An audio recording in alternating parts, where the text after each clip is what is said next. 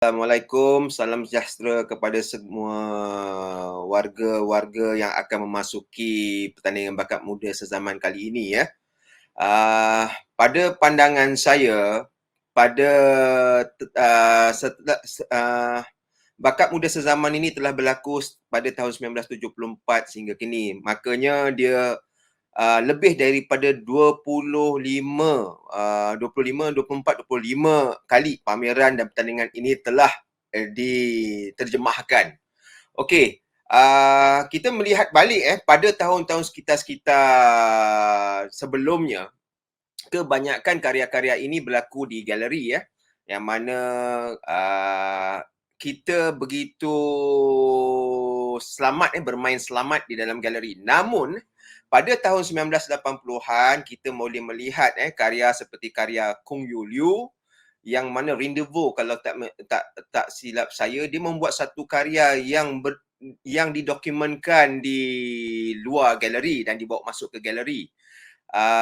Dan saya percaya pada ketika itu pun ramai hendak memasuki pameran ini dengan menggunakan inovasi-inovasi cara yang bukan mudah yang mana cara yang bukan mudah pada pandangan saya ini di luar lingkungan galeri. Dan ada juga yang berpandangan yang apa salahnya kita akan membuatnya di tempat lain bukan di galeri Namun pada ketika itu pun juga agak sukar dengan apa yang ada di Balai Seni Lukis Negara, dan Balai Seni Lukis Negara juga mungkin dengan staf yang tidak banyak ataupun ketika itu pun jika membuat karya begitu akan menyebabkan pelbagai jenis rintangan yang akan berlaku. Okey,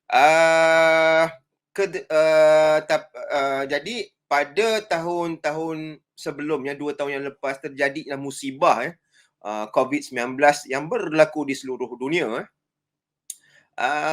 Jadinya, bila jadi macam tu, pada memulanya agak kaku. Masyarakat pengkarya juga tidak dapat membuat karya secara biasa. Jadi, timbullah satu idea untuk membuat seni di dalam di lokasi yang mereka santuni. Jadi pada pandangan peribadi saya, benda ini telah dilakukan pada ketika dahulu juga kan. Jadi kalau kita nak melihat mahasiswa yang balik ke kampung, membuat kerja kampung dan berkarya melalui apa-apa yang ada di kampung, tetapi tidak didokumentkan dengan baik dan juga akhirnya hilang begitu saja. Tapi akhir sekali, bila terjadinya musibah ini, kita pandang balik tentang perkara-perkara itu. Apakah fungsi-fungsi yang berlaku potensi-potensi di luar di desa, potensi-potensi yang berada di lingkungan masyarakat yang disantungi oleh pengkarya-pengkarya itu sendiri. Makanya konsep yang telah yang direncanakan oleh balai pada ketika ini adalah satu konsep yang agak baik untuk kita melihat itu lebih bersifat terbuka yang mana dia jadi dilute system cair. Dia tidak semestinya karya seni ini perlu berlaku di Kuala Lumpur. Karya seni ini perlulah berlaku di ibu negara, okey. Karya seni sekarang dah mula menggorak melihat pada anak-anak mereka yang berada di luar kampung, di luar premis yang kebiasaannya. Jadi bagi saya seni dah tidak ada boundary lagi. Jadi perkara ini haruslah disambut baik oleh para pelukis, pengkarya-pengkarya muda untuk menterjemahkan idea mereka di lokasi mereka sendiri ataupun lokasi yang dipikirkan sesuai potensial daripada dan juga relevan di dalam konteks semasa, dan ruang-ruang itu disantuni dengan kritikal sekali. Mengikut daripada kreativiti mereka. Okey.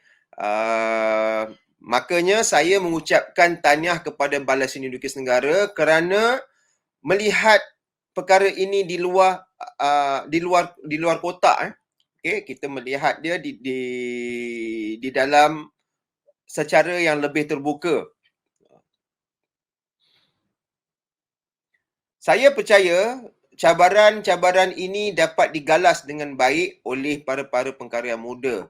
Tetapi saya khawatir adakah seni di lokasi ini datang one off project dan selepas itu hilang begitu saja.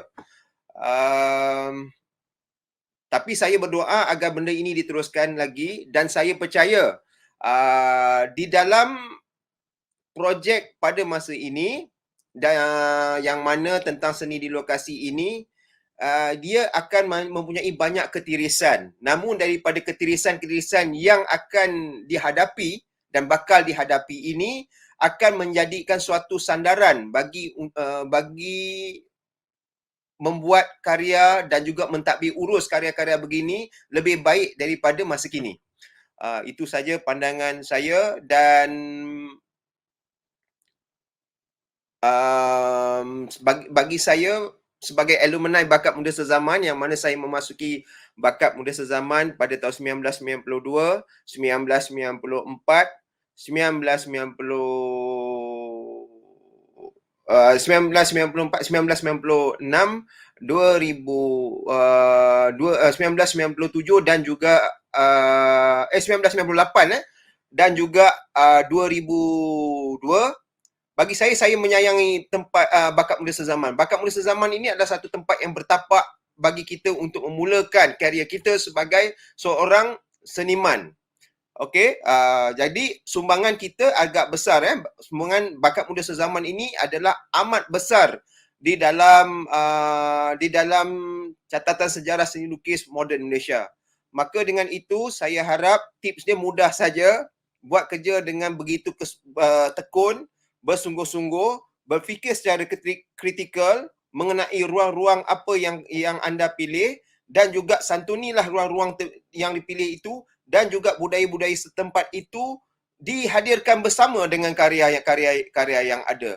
Dan juga pada Bakat Muda Sezaman ini dia agak terbuka, dia mempunyai pakar rujuk di mana pakar rujuk ini bukanlah berpaksi dia sebagai seorang pengajar, dia cuma memberi pendorong dan juga semangat memberi pandangan dan bukan mengawal seniman-seniman muda maupun peserta-peserta. Begitu juga seniman-seniman muda ini juga mempunyai mentor-mentor mereka kalau tak silap saya yang akan melihat karya-karya mereka. Saya harap dan saya berdoa agar pameran dan pertandingan ini berjalan dengan baik dan mendapat hasil yang baik dan keputusan yang baik demi untuk seni lukis sejarah seni Malaysia dan juga perkembangan Bakat Muda Sezaman dari satu naratif ke satu naratif yang lain.